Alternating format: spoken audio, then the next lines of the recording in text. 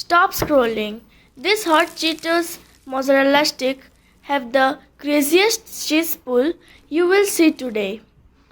Crushed Hot Cheetos into fine crunchy crumbs.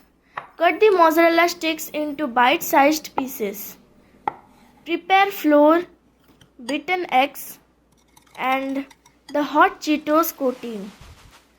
Coat each cheese stick in flour, egg, then Hot Cheetos crumbs. Repeat the coating for an extra crispy crust. Freeze for a few minutes to lock the cheese inside. Fry until crispy, golden and perfectly crunchy. Flip gently for an even golden finish. Drain on a rag to keep every bite crispy.